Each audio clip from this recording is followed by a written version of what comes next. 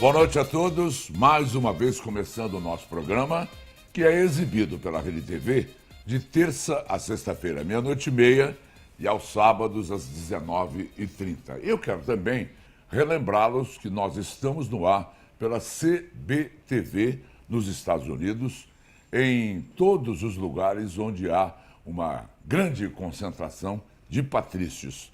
Entra no ar simultaneamente nos Estados Unidos, naturalmente guardando os fusos horários.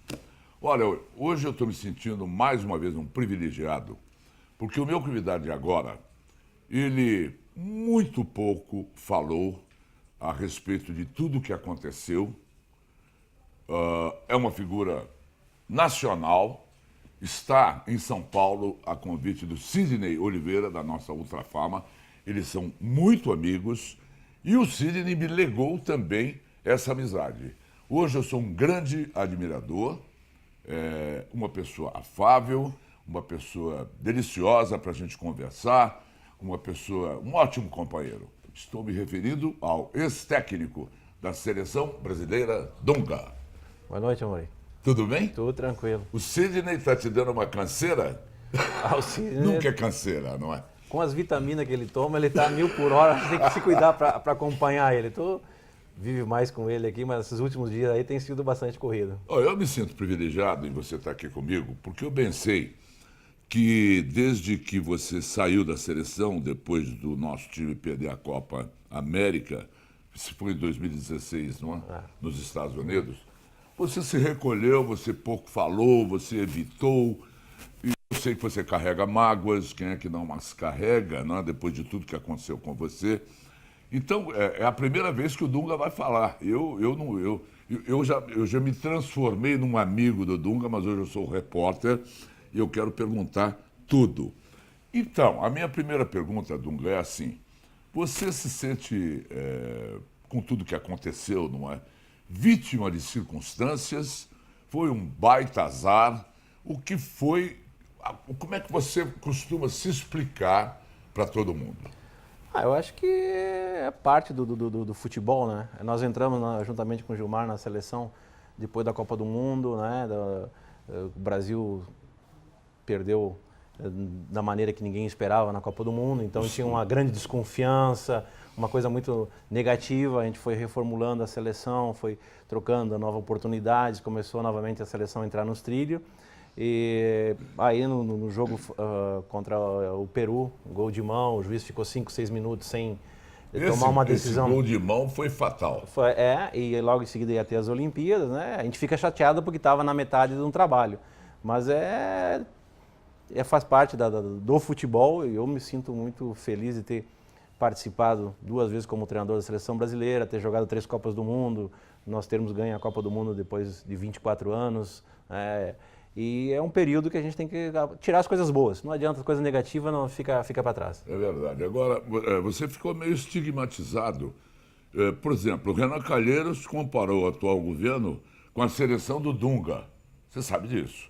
A gente vê... E, assim, do jeito que está parecendo a seleção do Dunga. E não precisamos mais do Dunga, precisamos de Tite para nos levar a um novo Porto Seguro.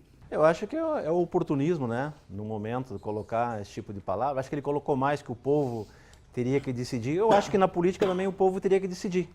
E se o povo decidisse na política, ele não estaria lá. E é um pouco do que nós estamos vivendo no nosso país hoje, as pessoas saírem atirando para tudo que é lado.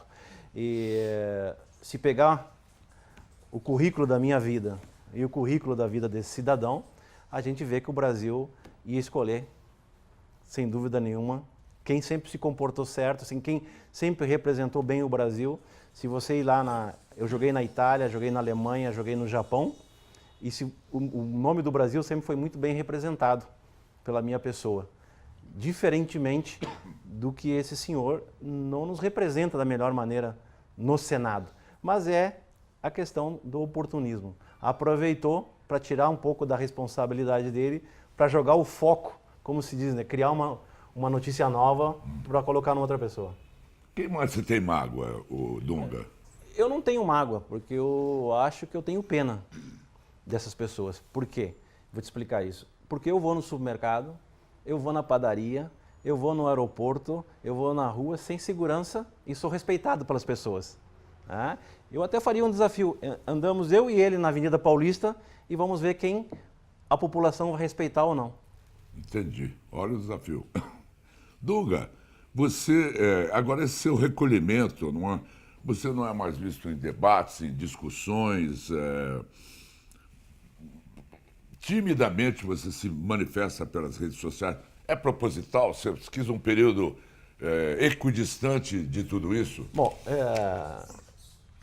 eu tenho um temperamento, né, firme, duro, e eu sempre achei antiético, quando eu estava na seleção, as outras pessoas falar do trabalho do profissional que está na seleção. No momento que eu saio, eu não tenho que falar das pessoas, né? É aquela história, né? Se eu não quero que faça comigo, eu não vou fazer com os outros. Então tem que deixar as pessoas trabalhar. Eu acho que é um momento também de você se recolher, pensar tudo o que aconteceu, onde pode melhorar, onde você pode ter uns contatos melhores, fazer outras coisas também, não ficar muito bitolado só ao futebol. Por exemplo, com o Sidney, tem os trabalhos sociais, eu tenho a minha empresa em Porto Alegre, conviver com outras pessoas, como conviver contigo, para ter outra forma de pensar, outra mentalidade, né, para a gente se aprimorar. Outras visões, se aprimorar mais na vida. Agora, bom, futebol você não vai escapar, né, Dunga? Porque aí eu quero até saber, está se cogitando que você poderá assumir o Internacional de Porto Alegre. E como é que tem de verdade nisso? Não, isso não tem verdade. O Internacional tem um ótimo profissional trabalhando lá, chegou há pouco tempo, é normal que tenha um período de oscilação, né? Mas agora as coisas se encaminharam. Tive vários convites para trabalhar fora do Brasil, mas eu não sou do tipo da pessoa que coloca na imprensa, eu fui convidado por A, B ou C. Se eu não vou aceitar, eu nem dou assunto, não dou mais continuidade. Porque saindo da seleção é um trabalho bastante intenso, né? Muito difícil, e é um momento família também tem que dar atenção para a família. Eu brinco sempre que chegou um momento que eu tenho a minha profissão, mas já estou encaminhado mais da metade. O mais importante é dar uma sequência aos meus filhos, encaminhar os meus filhos para a vida profissional. Quantos filhos hoje, Dom? 3. 3 filhos. Com que idades? A Gabriela tem 30 anos, que trabalha com design. O Bruno é preparador físico, trabalha nas categorias de base do Grêmio. E o Matheus, com 10 anos, que é o mais novo. Ninguém com a bola? Não, o Bruno tentou, o Matheus, como era muito novinho, eu ficava vendo o jogo o tempo todo, ele não pode ver futebol. Agora, e a China? A China teve vários contatos, várias manifestações, mas eu peso muito o lado da família. Como eu falei antes, eu fiquei 10 anos fora do Brasil, joguei na Alemanha, na Itália, no Japão, e a família sempre me acompanhou, nunca criou problema. Então chegou um momento de eu me doar um pouco para a família, Entendi. Das vontades dele, das necessidades da família. Mas a China te ofereceu uma ótima proposta. A China teve algumas ofertas, né? A gente conversou, eu inclusive estive na China justamente com o Sidney Oliveira, né? Não deu certo alguns aspectos, mas é uma coisa que time que seria na China? Era em Xangai, não me lembro o nome do time agora. Em Xangai. Mas eu não tenho muita pressa, não. Você comandou 2 vezes a seleção brasileira, não é? Na primeira passagem, em 2010, teve problemas com o Ricardo Teixeira, você teve? Não, o Ricardo não teve nem problema, né? Foi que depois que a gente saiu da Copa do Mundo, ele fez uma declaração, mas meu relacionamento com ele sempre foi muito tranquilo. Eu queria saber, Dunga, toda essa temporada sua com a seleção brasileira, os tipos de pressão que você sentia, como é que você driblava isso? Como é que você tem um fair play, assim, muito legal, na nossa convivência, e eu te observo com as outras pessoas. Como é que deve ser muito difícil. O assunto da bola em campo tem o assunto dos bastidores, não é? Não, a seleção... Pressão para botar um jogador ou não. A tua pergunta é ótima, porque todo mundo faz essa pergunta e muita gente diz como é feita essa pressão. Ninguém tem coragem de vir falar com o treinador sobre A, o B ou C. Aonde é feita essa pressão? É feito através das notícias, que se coloca as notícias em vários meios de comunicação e aí você cria um clamor público, aí vem uma pressão da imprensa, dos empresários, da torcida. Só que a pressão dos empresários você não vê, porque é através é usado, a imprensa acha que usa, Eu entendi. mas ela é usada para fazer a pressão sobre certos jogadores. Tinha um jogador que era muito interessante em 2010, que colocava os lances dele toda hora na televisão e o público ficava assim, e os lances dele realmente eram bonitos, eram fantásticos, só que eram de 8 anos atrás. Não eram os lances daquele momento. E em algum momento eu parava de tanta... Os caras conversavam tanto, falavam que eu parava, mas como? Não é possível, eu não estou vendo o cara jogar isso que eles estão falando. Aí depois de um certo tempo, não, mas a gente está vendo as imagens com uma outra camisa que era de 8 anos atrás, não é do time atual. E o público confunde isso. E o público vê tanta a repetição, que acaba confundindo, que ele é um torcedor, ele não é um técnico que analisa cada detalhe, né? E quando a torcida começa a clamar para você trocar um jogador, e você tem certeza que você não quer trocar, de repente, nem para atender essa massa, você cede? Você tem que ter convicção no que está fazendo com o grupo de trabalho, né? É lógico que o torcedor, ele quer mudanças, né? Ele é mais pela emoção do que provavelmente pela razão do pensar do que está acontecendo. Algumas vezes o torcedor tem razão, né? Que quer esse tipo de mudanças, né? Porque você não é perfeito. Tem horas que as outras pessoas enxergam um pouquinho melhor do que você, porque você está no calor do jogo. E o torcedor está um pouco fora, então ele tem uma outra análise, uma outra forma, mas a gente conversa internamente isso, né, e trabalha. Mas o mais importante, o jogador tem que ser seguro do que o treinador vai colocar se ele estiver bem ou não. Ou vai tirar também se ele estiver bem, ou se ele estiver mal, né? Quem foi o jogador mais insubordinado que você passou pelas suas mãos? Não tive nenhum. Nenhum, não. Tive conversa com os jogadores diversas vezes, né? Mas eu sou muito franco. Eu falo diretamente o que eu estou pensando para o jogador, né? Então, e às vezes tu pega assim algumas situações que te colocam em dificuldade, porque tu cria no trabalho um relacionamento com o jogador, com tudo.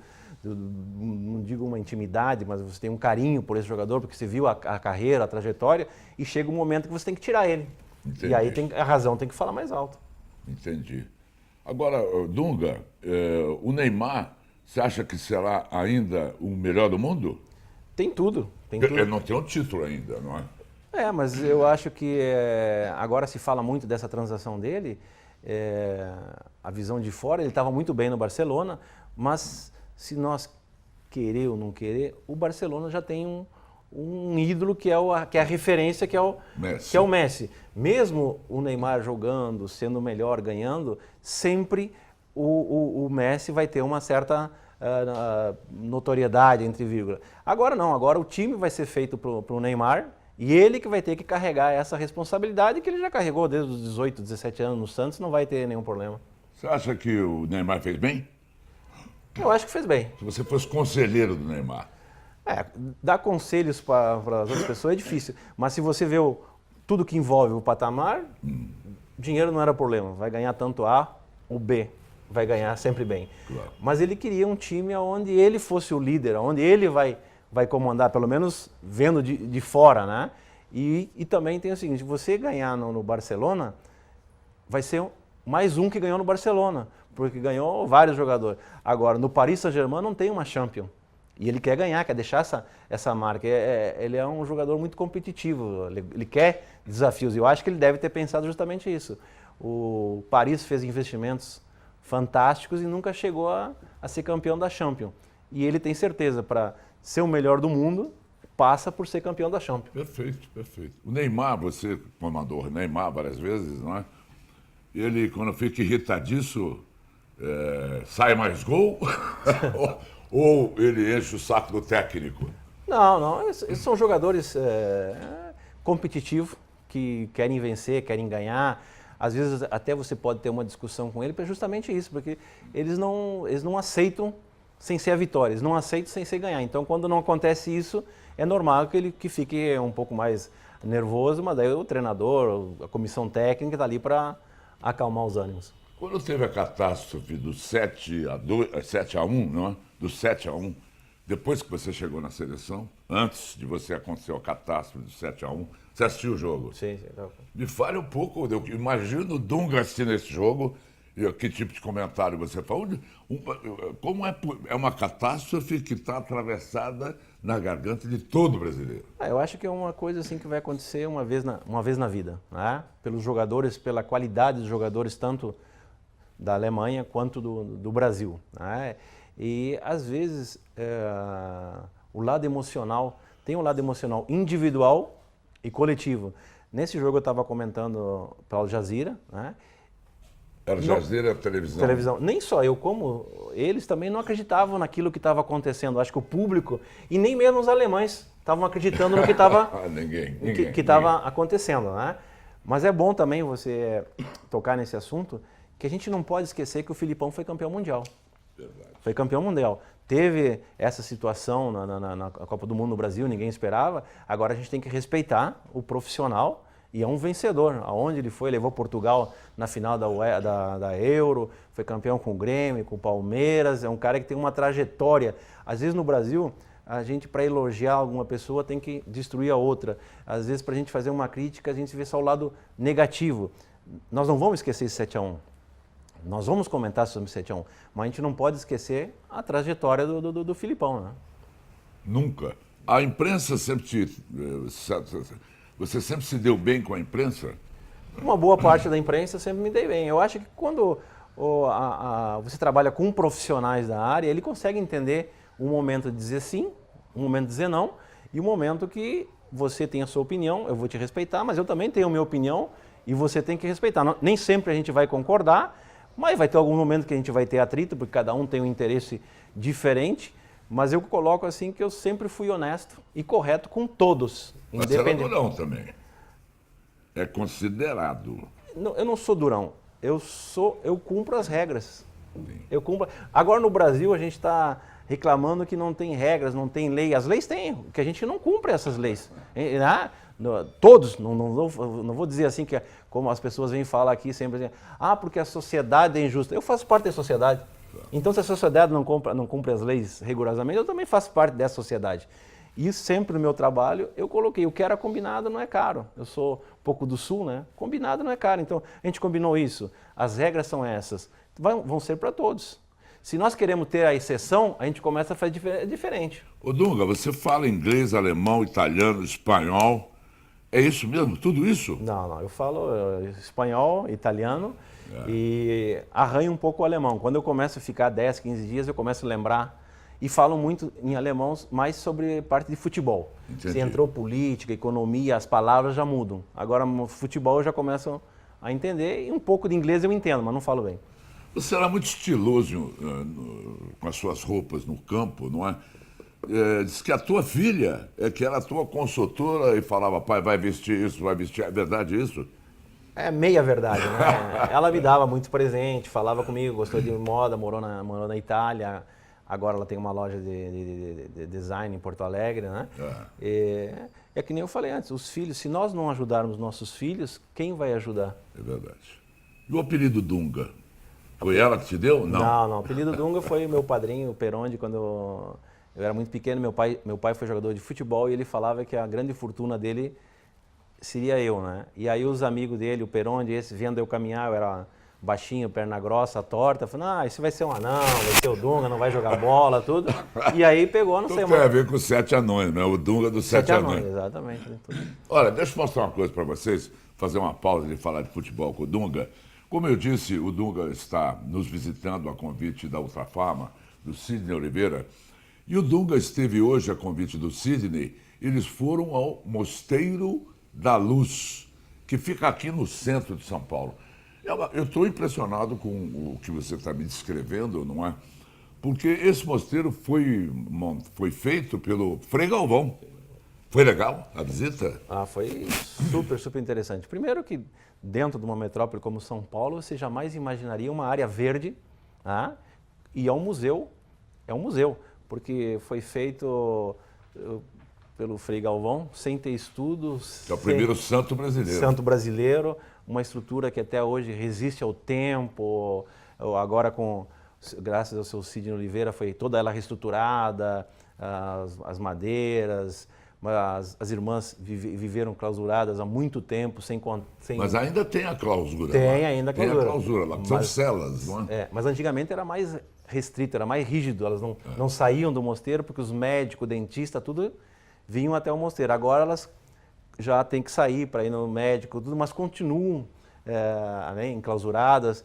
E se vê as celas que eram os quartos, que elas dormiam no chão, o Frei Galvão também dormia no chão, nas esteiras. É um negócio fantástico, todos os móveis feitos pelo Frei. E o mais interessante é que antes dele morrer, ele planejou toda a torre, deixou toda ela feita lá para que o próximo terminasse com Você tocou o sino lá? Tocamos o sino, 245 anos o sino, o mosteiro, é fantástico.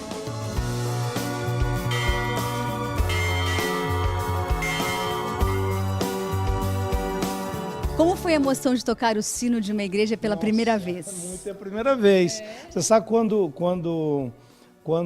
eu fazia catecismo, tinha um menino lá que tocava, assim, né? Eu tinha uma vontade e hoje eu falei, lembrei dele. Eu falei, hoje, quase 60 anos depois, eu fiz isso, né? Porque lá naquela época subia, tinha uma torre, mas tinha aquela corda também, né? Não tinha aqui tem um ainda, você viu que é de 250 anos atrás, que é com a corda. Mas hoje já automatizou um pouco, né? Porque você viu que é diferente, difícil, né?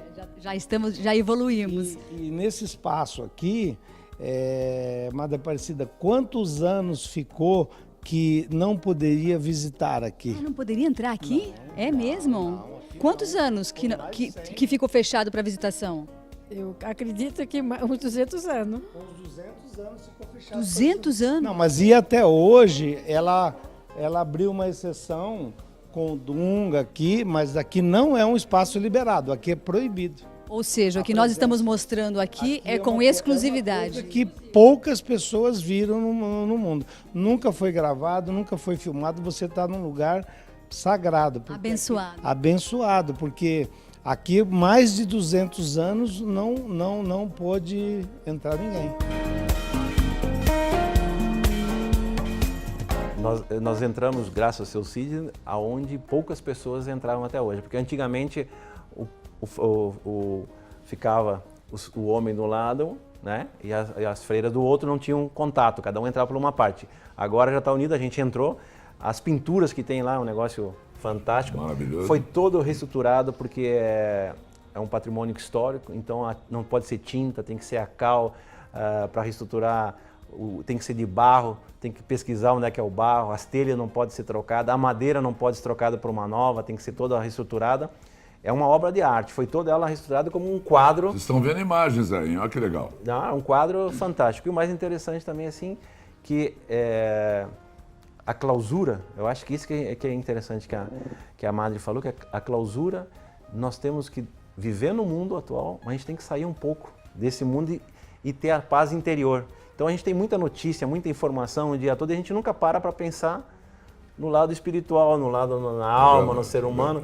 E a gente quer, eu até comentei que a gente tem... Tem televisão lá dentro?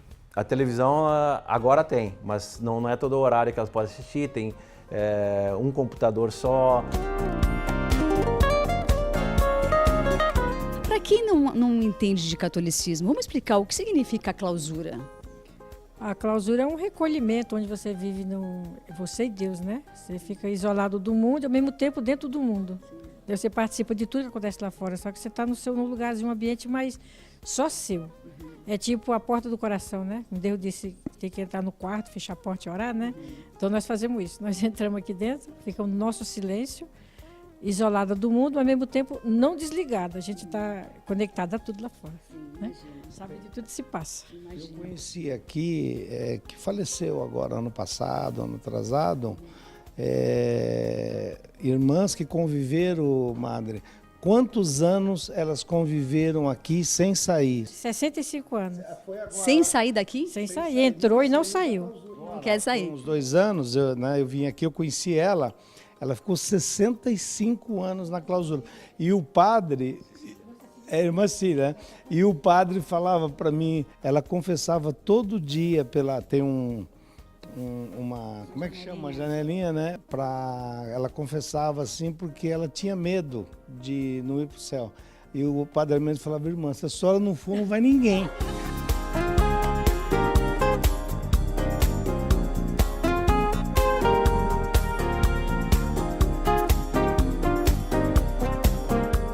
Eu gostaria de falar de um momento especial que acontece aqui, que começa dia 12 de outubro. Mas eu vou perguntar para a irmã como funciona e de que forma você pode participar. Nós iniciamos a grande festa Frei Galvão no dia 12 de outubro, damos início com a festa de Nossa Senhora Aparecida. E prosseguimos até o dia 25. Só que nesse período nós temos quermesse, temos a Blitz da Saúde, que é patrocinado pelo seu Sidney. O pessoal vem aqui, é uma equipe, né, de médicos, né? De médicos e enfermeiras e farmacêuticos. Agora também, todos os pãezinhos que vocês fazem aqui, esses bolos gostosos que a gente experimentou, vocês vendem, porém o dinheiro é revertido para onde? O dinheiro nós revertimos na manutenção da casa, que precisa. Ó, só para complementar ali, no dia da festa, são quantos dias no total, irmão? Vamos dar 13 dias, né? Da trezena. Então tem as barracas, você experimentou hoje aí os bolos, mas tem pastéis, tem uma série de coisas Delícia! Que são feitos por ela. O dia que eu não posso vir, eu mando vir buscar. Eu mando vir buscar, né? Mas eu falar de São Frei Galvão, a cada vez que eu venho, eu me surpreendo mais com essa paz. Eu acho que, e inclusive, você tem que morar na minha casa. Eu construí uma capela de São Frei Galvão na minha casa, né? E foi inclusive com a participação, e nos vitrais tem um desenhista fez os vitrais, né, com as fotos. Você tem que uma hora conhecer. De vez em quando aí nós celebramos a missa lá, né? E o padre aqui do mosteiro aqui da Luz aqui vai com as irmãs, né? E com autorização aí, né, porque elas estão na clausura, mas celebramos missas lá e passamos momentos muito bonitos lá.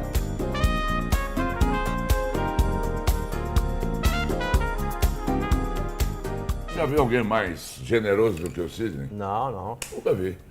Tomara que todos os empresários brasileiros ganhassem dinheiro como ele ganha, porque ele é muito inteligente, e ainda fazendo bem, porque vende remédio mais barato para todo mundo, e aí ajuda todo mundo. E ainda sem falar da peça que ele está patrocinando, que é fantástica. Do Fulvio Stefanini. Do Fulvio Stefanini, do pai.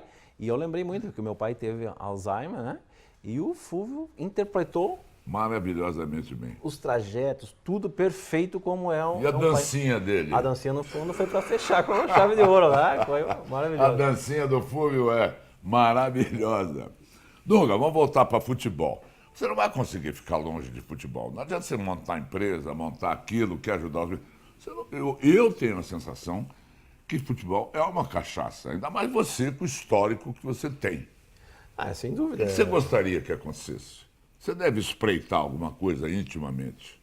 Não tenho muita... Eu sou ligado ao futebol porque eu tenho muitos amigos no futebol, a gente conversa com outros treinadores, a gente troca opinião. O meu filho trabalha no futebol, ele tem os treinadores da base, a gente conversa porque são jovens que têm uma vontade e têm ideias novas,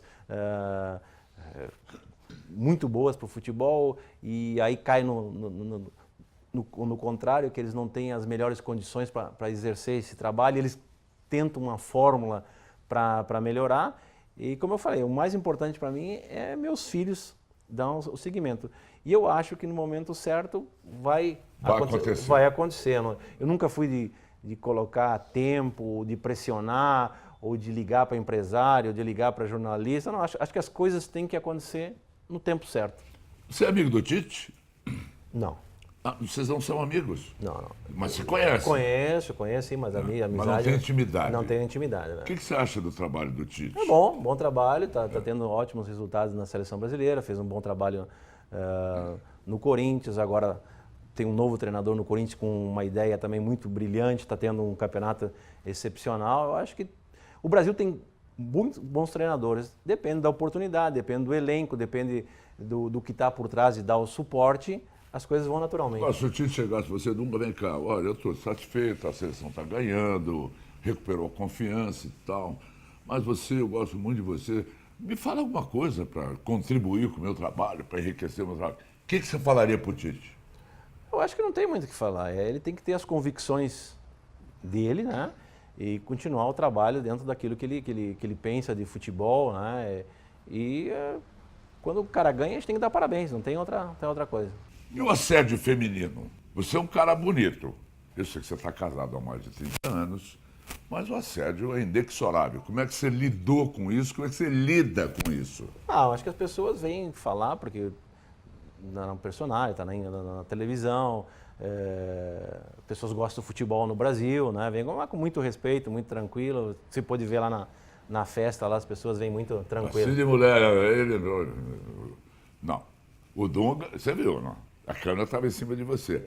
Aí o Michel, que é meu câmera, mas o Dunga é um cara que não dá bola para torcida. Assim, para mulher, assédio de mulher que ele está falando. As pessoas vêm Qual foi o assédio mais, assim, desconfortável que aconteceu para você? Alguma mulher entrou no seu quarto, num jogo no exterior? Eu quero você, Dunga. Não tem. Não é que você é bem tranquilo nessa época, bem calmo. Agora ainda todo mundo tem celular, tem cama, todo mundo fica tranquilo. Mas acho que o torcedor ele quer chegar perto, quer conversar, como se vê, contigo na rua. Os caras vêm, quer conversar, quer saber da tua história, como é, como não é, o que acontece. Às vezes tem muito folclore também no futebol, que as pessoas falam muito, dizem, exageram bastante. Tem uns que gostam de se vangloriar, de contar um pouquinho a mais do que é a realidade, né? Faz parte do futebol. Agora, você pensou em política já foi convidado. Já fui convidado, inclusive recentemente, mas não passa pela minha cabeça. Todo mundo fala, né, que não gosto de política. Não, política nós fizemos o dia todo. O tempo todo. Na nossa casa, na nossa família, com os amigos, né? Mas eu acho que eu já faço a minha parte nos trabalhos sociais. Não preciso de ter um cargo político para fazer alguma coisa para ajudar as pessoas, para melhorar. E às vezes não é nem para ajudar as pessoas, para me ajudar para mim me sentir melhor. Eu acho que é o caso do Sidney também. Ele se sente bem fazendo isso. Ele se sente bem alegre, né? Porque o futebol é uma coisa assim, Amaury, que abriu as portas para a minha vida, me levou a conhecer Itália, Alemanha, Japão, onde muita gente paga para conhecer museu, teatro, e eu tive a felicidade de conhecer. E o futebol também faz você, como eu não pude estudar, porque eu tinha que jogar tudo, né? O futebol me fez conhecer pessoas como você, como o Sidney Oliveira, um grande empresário. Eu ouvindo ele, eu vou aprender o que que eu não pude ir no colégio para aprender. Qual foi o país que você mais gostou fora do Brasil? Fora do Brasil, claro. Eu gostei de todos, tá? Assim, sem demagogia. A Itália é muito parecido com o Brasil, né? O jogador de futebol é Deus. A gente fala que no Brasil... Não, na Itália, se tu for um bom jogador e for um ser humano, um cidadão, de respeitar as pessoas, de conversar, abrem as portas, tu vai em qualquer lugar, as pessoas te fazem um rei. Na Alemanha já é mais rígido, o futebol é muito sábado e domingo. Agora, em termos de cultura, de vida, o Japão... É imbatível. É imbatível. A educação das pessoas... tecnologia, o respeito pelo ser humano, é um negócio do outro mundo. Dunga, só antes de encerrar, eu só queria fazer mais umas perguntas para você sobre regras de futebol. Agora se confere o gol eletronicamente, né, com as câmeras. Me fale um pouquinho. O Pelé defendia o fim do impedimento, você lembra disso? Sim. Defendeu, falou aqui no meu programa, não quer impedimento, não existe.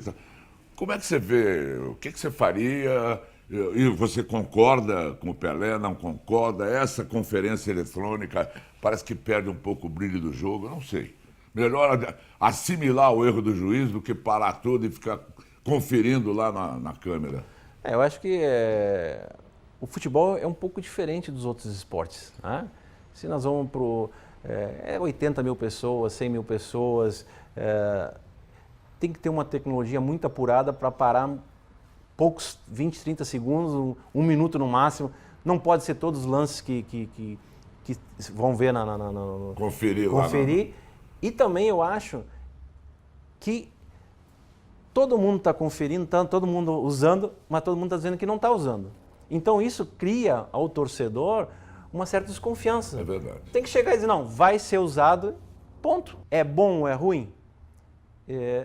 Eu acho que a polêmica faz parte do jogo. Lógico. Muita gente que está indo contra vai perder o emprego, porque não vai ter a polêmica. Aí no dia seguinte vai falar do quê? Que vai falar Se do não quê? tiver essas coisas para poder comentar.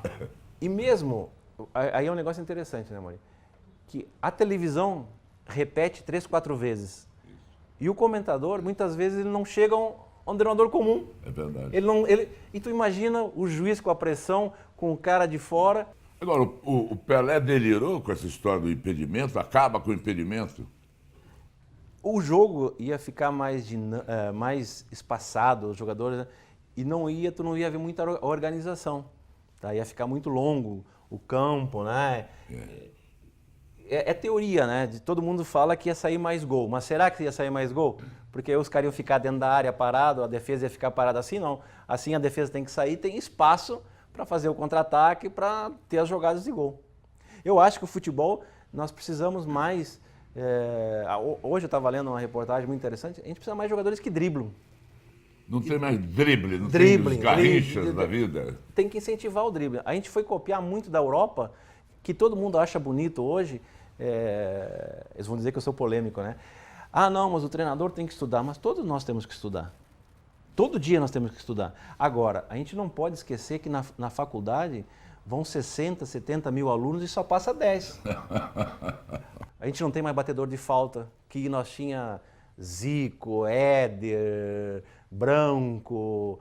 Você jogou com quem desse time estrelado aí, Dunga? Eu peguei um time bom, né? Peguei o Tafarel, Jorginho, Aldair, Márcio Santos, Mauro Silva, Branco, Bebeto, Romário, Zinho. Teve uma geração Bem legal. bem legal. Dunga, muito obrigado, querido. Grande Dunga, meu amigo, hein? Meu amigo. Ele na intimidade é mais interessante do que a gente entrevistando aqui. Quer falar alguma coisa a mais que eu não te perguntei e que você me privilegia falando pela primeira vez, depois de todo esse tempo, com uma longa entrevista, de repente eu deixei algum aspecto de lado e eu queria deixar a minha câmera aberta para você. Eu acho que agradecer o Sidney Oliveira por Principalmente. ter nos apresentado e por estar me proporcionando conhecer pessoas diferentes, do mundo diferente. Padre Omar. Padre Omar, hoje com as freiras. Eu acho que conhecer pessoas diferentes e do bem, que é o mais importante. Pessoas que têm um pensamento positivo, alegre, né? E sem falar nas vitaminas que ele nos dá para nos manter inteira, né? Está tomando vitamina que não acaba mais. Obrigado, Dunga. Um beijo na família e até a próxima. Até a próxima. Nós estamos sentados e a gente bebe moderadamente. Moderadamente. Quando você jogava, não bebia nada. Não. Eu estou tirando atrasado. Dunga, especial para vocês.